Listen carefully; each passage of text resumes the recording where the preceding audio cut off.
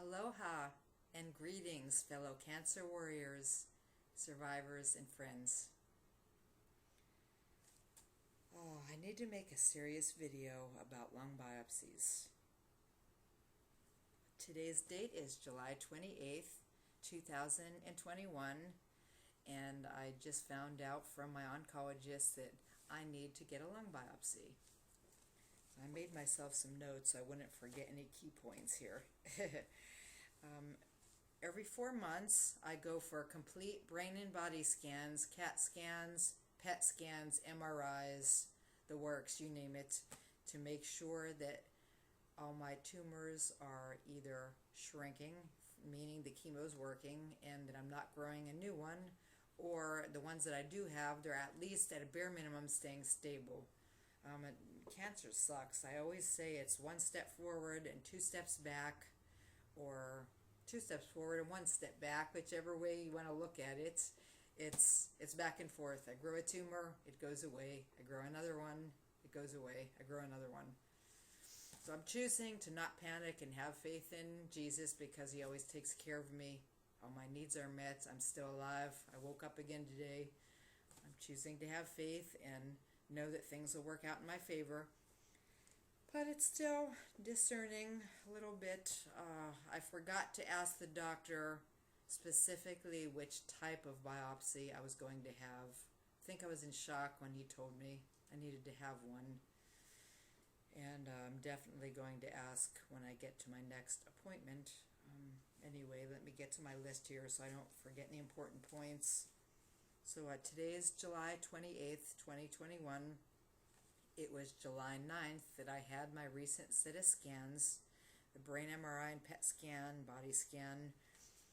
And it was then on the 16th of July, the oncologist, Dr. Palalai, who I love dearly, gave me the results and said, I have a spot on my left lung and it needs to be biopsied. So again, I was kind of in shock. I didn't ask him,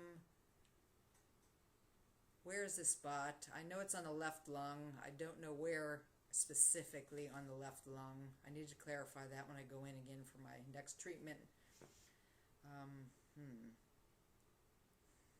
The right lung has 3 lobes and the left lung has 2 lobes. So it's probably worse to be on the left lung than the right. Not that either one is good. Preferably you don't have anything. But basically when I get in there and have the biopsy, they will remove a sample of the spot, the tissue they're trying to examine, send it off to the lab for what's known as a frozen section. And I'll still be open up on the operating room on the table. The pathologist will examine the specimen, and then based on the results of the specimen after examination under the microscope, they will then potentially remove more portions of my lung if need be. And that's where I'm thinking, oh, it's on the left side, it'd be better on the right. But okay, it is what it is. I'm not going to put the cart before the horse. Hopefully, God willing, it's fine and I won't have to do anything. There is a possibility that the spot means nothing, but the doctors are unable to say with certainty without doing the biopsy.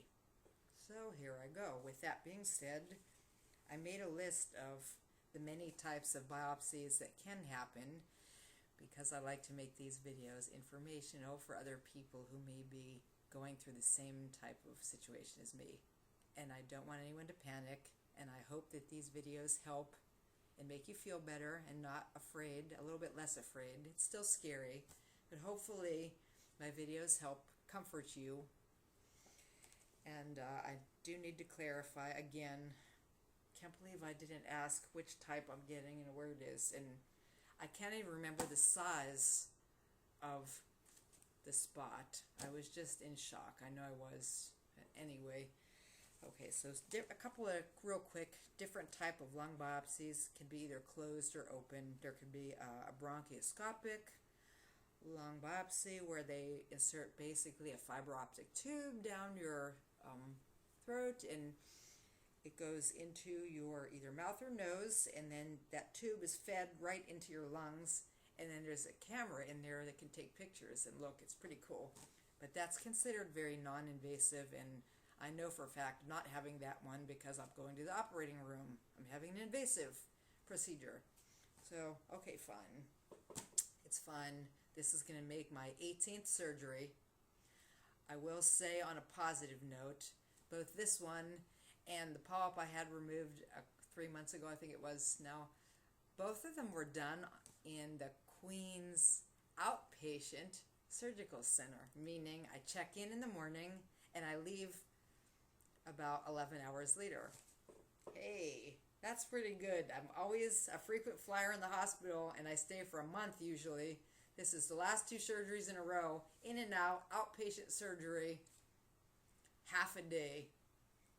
Great. So that's an improvement. Okay, so I could also have a needle biopsy where you get a local anesthetic. So again, not me. There's a CT guided needle biopsy, which is where you get rolled into the CAT scan machine, and then they biopsy you based on that. There's open biopsy, video assisted thoracic, where they put an endoscope through an incision in your chest wall. They can make an incision in my neck and put the scope in there. And there's also mediastinoscope with biopsy. That's the one through the neck.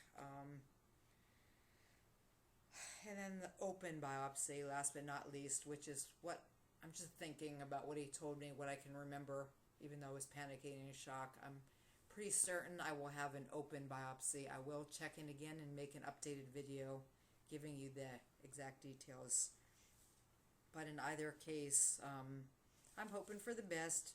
There's always a risk of a pneumothorax happening, which means air can go in between your lung and chest wall. I could have excessive bleeding. I can get pneumonia. I mean, all kind of things could happen. There's always a risk at surgery. But again, I'm choosing to have faith. Things always work out for me. And I did also have pneumonia when I was, I think, 7 years old, I believe I was. I remember living inside the bubble at the hospital. They don't even do that type of treatment anymore, but I could still remember it. It was very traumatizing. And I already survived pneumonia once. It almost killed me once. And I joke about, I've been on death's doorstep so many times. God save me then. I hope I don't have pneumonia, but if it happens, I can fight it. I know I'm stronger than most people out there. I'm not trying to toot my own horn, but I am. Let's face it. I can do this. I got this. Just take a deep breath. Say a prayer. Calm down and hope for the best. That's all I can do. And I apologize. I don't want this video to be too lengthy. I don't want to frighten anybody. I will make a updated video as soon as I find out from my oncologist the exact details of which specific biopsy, where it is, the size, etc. But I know I have, 13 days, I believe, or 11 days. Let me see, today's the 28th. I'm going on the 9th, whatever that is. 11 days. I don't know. I do the math. Anyway, I'll be there in 2 Mondays from now. And my favorite anesthesiologist, Dr. Blake Yoshida, he's my personal anesthesiologist. I always request him to do my surgeries. It's kind of a joke we have. I worked with him for years. And then he's anesthetized me, I don't even know, probably 8 times at least by now. And it's a joke. I always call his office and tell him, it's me again. Please anesthetize me. Like I could pick. It's so cool. And he comes. He's great. And I feel so much better. And they know me in the office. It is great. And that's another blessing. My whole team is a blessing. Anyway, I don't want to ramble on and make the video too long. I appreciate all your prayers and people reaching out to me. Thank you so much for being there. The support is wonderful. And God bless all of you. Peace, love, aloha, and Jilly. Until we meet again, aloha.